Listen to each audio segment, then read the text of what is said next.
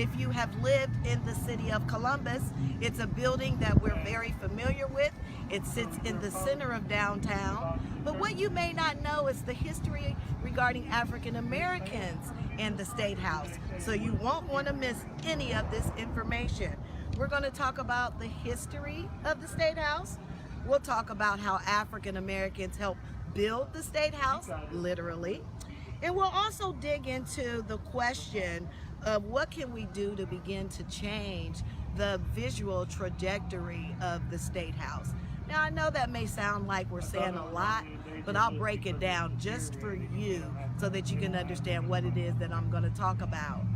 I have a small little clip, or I should say our opening. I'll see you guys in a second.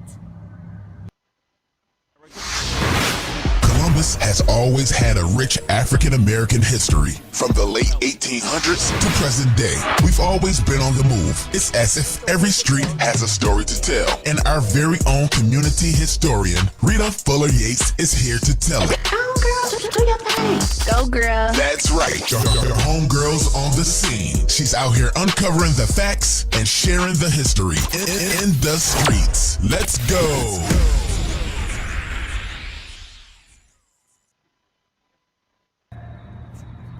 To get up there and then I'll start. I'll just talk. Hey you guys, I'm at the Statehouse that is in between Broad Street and State Street. I'm trying to get you to a place. We're on the side of it, on the side of State Street right now. But I'm trying to get you to a place because I have to show you what it is our story is all about. Although we're going to talk about the history of the Statehouse, what's more important is that we talk about how African Americans played a role in the Statehouse. But we also want to talk about some of the visual statues that are on the front lawn of the Statehouse currently, as well as some of the memorable, I should say, landscapes that's on the front lawn as well from other cultures. So I just want you guys to take note.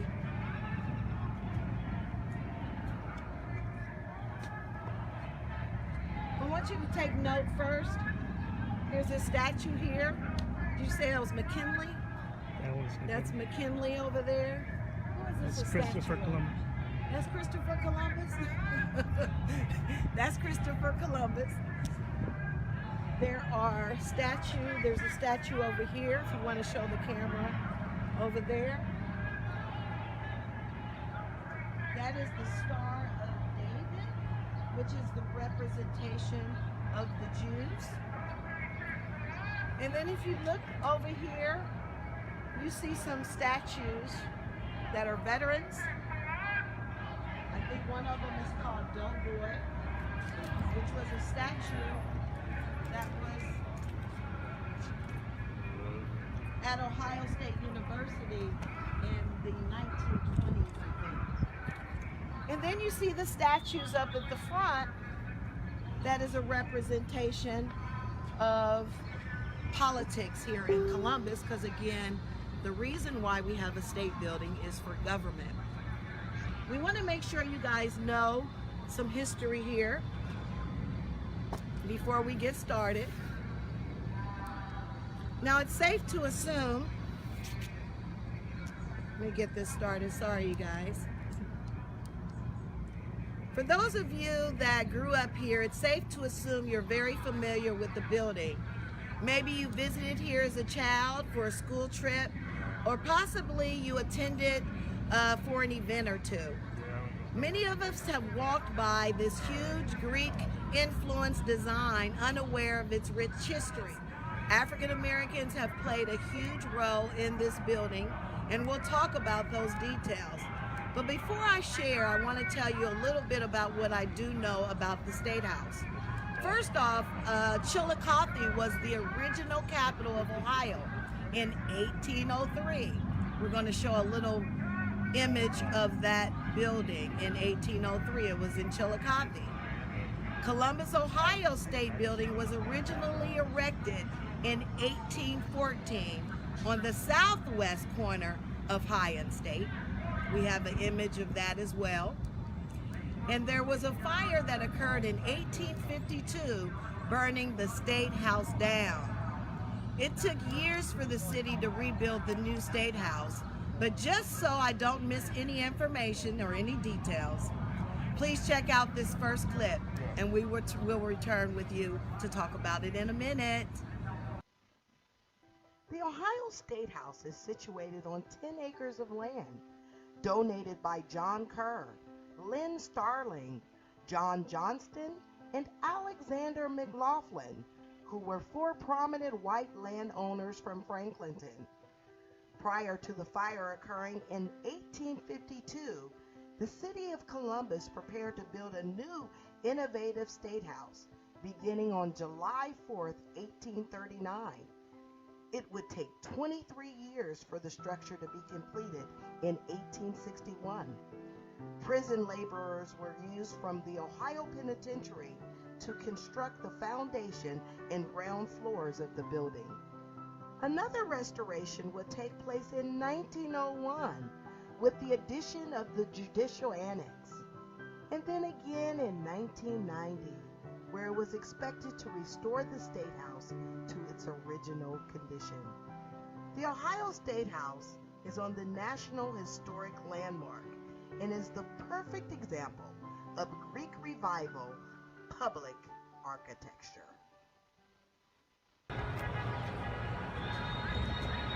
Okay, we're making our way on the other side of the Statehouse because, again, it's more important for me to visually show you what it is that our history represents as of 2020, because I have a little secret to share with you at the end. So we talked about the statues that are on the other side. We talked about the players and the cultures that were represented on the other side. Now we have here a ring of leaders of the Army. Now, a lot of times we wonder, why is it that I, as a historian, would not know this information pertaining to what's on our Statehouse lawn? I even question myself as to why it is that I'm challenged with learning what it is that our Statehouse has to offer. But what I learned is I've been here for 50 years, and honestly, the Statehouse represented only a certain group of people. And unfortunately, to this day, it is 2020, and I have to sadly say that we still represent in a very small manner. We have some history on the Statehouse lawn, but I'll have to explain to you where our history is and what it actually pertains to. But before we get started, I wanted to make sure that you guys walked away knowing and learning some excellent history skills. Now, the Statehouse website, located at www.ohiostatehouse.org, says, in the course of the past 160 years, Ohioans have gone from honoring specific military and political leaders to depicting the common soldier, remembering the significant contribution of women, children, and African Americans, and relating the stories of men and women who served their country in their own words. That particular monument is on the back side of the building, which we won't see, which is an indication from veterans who wrote letters to their parents or to a loved one that lived here in Columbus, and they depicted that on a wall. I love that type of stuff, right? We love that the VA was represented. We love that these Confederate leaders were represented. We love that there's politicians on the front of the state lawn represented. Now, on the side over here, what you may not know is that there's women's suffrage. There's a women's suffrage statue that represents equality in women. Of course, we're important in the world as well as leaders, and we want our name on the table. I think it's important that every person in every culture is represented on the front lawn of the Statehouse, right? That's what it's all about. If we live here, if we sold into the city of Columbus, we should be represented on the state lawn of the Ohio Statehouse. So, one challenge I have, and I want to make sure you guys understand what our story is about, is our story is not only about teaching you the history of the Statehouse, but I want you guys to visually see some of the attributes that are acknowledged on the State House versus some that are not. And I'm going to show you the ones that are first, and then we'll talk about the ones that are not. As you can see here, this is a representation of a suffrage movement for women, inequality. It says peace. We definitely want something like that, right? Now, as we make ourselves around to the other side of the building, I wanted you guys to take note of all the memorable history that we will pass, and let me know if you see any other representation of African Americans. Did you see any? I just may have missed it, and I know I'm a historian, but I'm not perfect.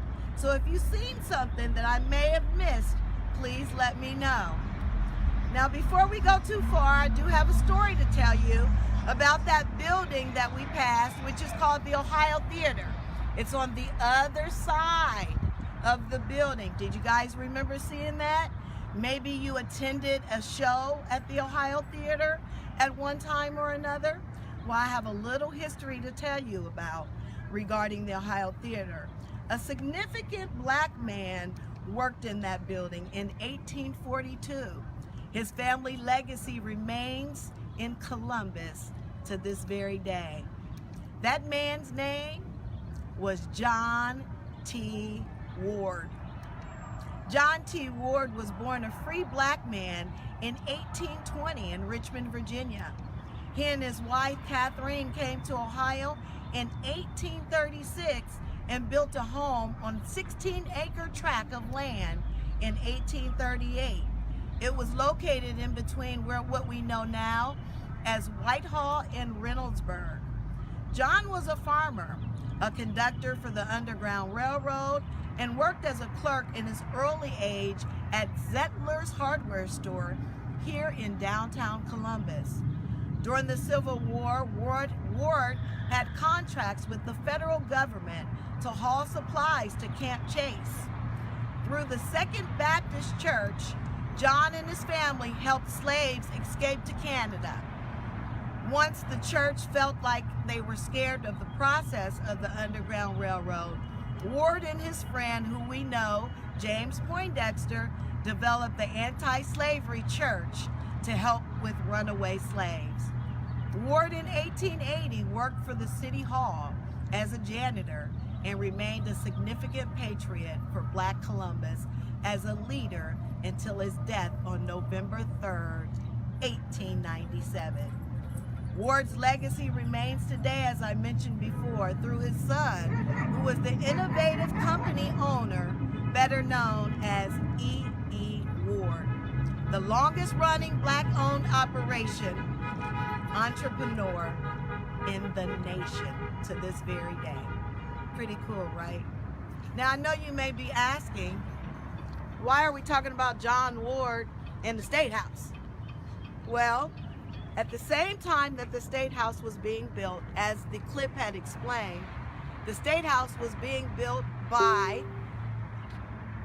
prisoners from the Ohio Penitentiary. So it's safe to assume, considering that there was blacks in the penitentiary, that blacks helped build the Statehouse.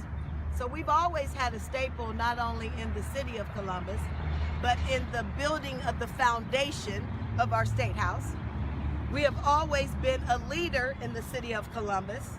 James Poindexter, as you mentioned, the Poindexter Village is named after him. He also was a part of the Underground Railroad. John T. Ward is a part of the Underground Railroad. He had a farm where he helped runaway slaves. But what's important in today's conversation is the lack of African American history on our state lawn. I've passed this all of my life, and I've always wondered why it is that I wasn't really interested in it.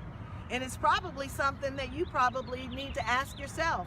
Why don't we know the history about all of these wonderful people on our state lawn? Well, a lot of times what I realize is that we become more attracted to things that are more like us or something that we can relate to. And if something isn't there relatable, sometimes we just miss it. And our state line isn't very relatable to the African American experience, unfortunately. But I don't want to mislead you and say that there was not a discussion or a conversation at the table. There was a discussion that African Americans do play a part in the Statehouse. And if you remember, we did mention in the website, it did say, let's read this again, and I'll tell you this, that the website, www.ohiostatehouse.com, says, remembering the significant contribution of women, children, African Americans, and veterans. We saw a huge representation of women. I showed you the suffrage. We saw a huge representation of children. There were two statues that sat right on the front lawn, which we didn't really get to see, but you can look them up on the website. And we saw a huge representation of veterans. What was the common culture that was missing? I'll let you guys tell me.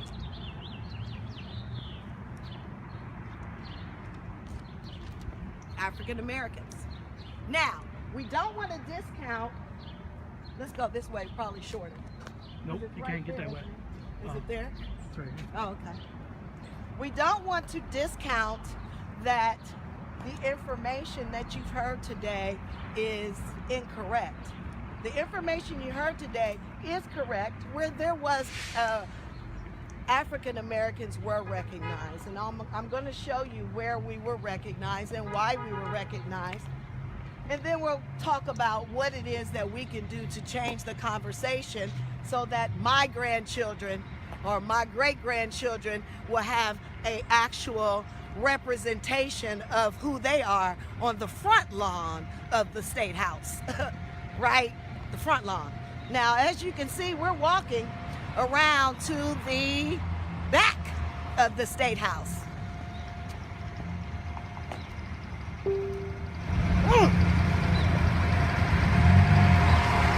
Now my spirit is changing a little bit because this conversation is a little difficult for me.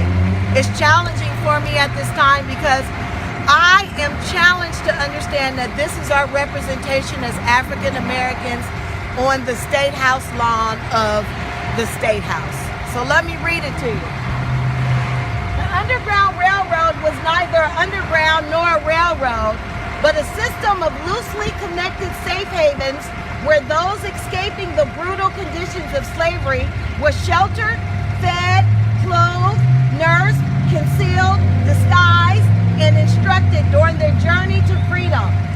Although this movement was one of America's greatest social, moral, and humanitarian endeavors, the details about it were often cloaked in secrecy to protect those involved from the retribution of civil law and slave catchers. Now, it says a little bit more, but I have one point.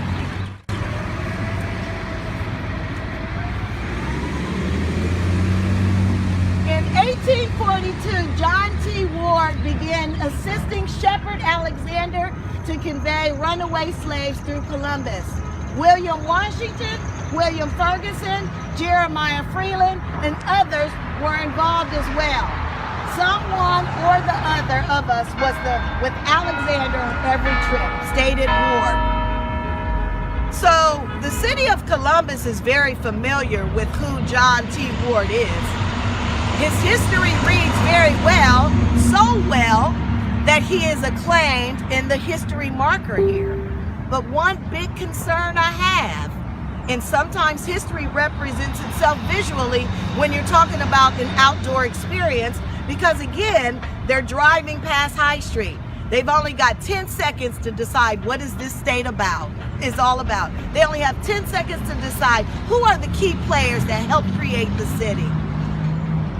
Where is the African American's visual perspective on the Statehouse lawn of Columbus, Ohio? That's my challenge to you today. That's my question to you today.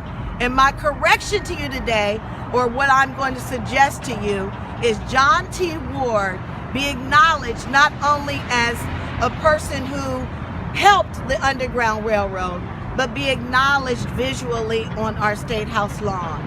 This is going to be a conversation that we're going to continue to have for weeks and months and years to come until this changes, until the visual trajectories of the State House lawn changes. Today's conversation was tough. I know it seems when we drive by this, we are just used to this as African Americans. But as I grow older and as I know my grandchildren will probably be just like me, I have to decide that that's going to be very valuable for them, to have them walk by a statue that represents who they are as Black people. I think it's so important. I think it's valuable. I think it's a conversation that we have to have. Okay? So today you learned about the history of the state lawn. You learned about why and who the African American players were that helped build the State House. And then you also learned what our opinion is about the current state of the State House and what it is that we can do to continue to evolve and add diversity. I think that's so important. In the next 10 years, there needs to be an Indian, there needs to be a Chinese or Oriental, whatever the correct terminology of their culture is. That should be on the represented on our State House lawn, okay? So everything I try to do, y'all know I try to do to teach y'all so that we can be better. We gotta be better. But when we know it, I know for a fact we can be better. I am your lifestyle expert. None of this is done in vain. Everything I do is to help you improve your life every day in history. Thank you for joining me today. I will see you next time. Bye-bye.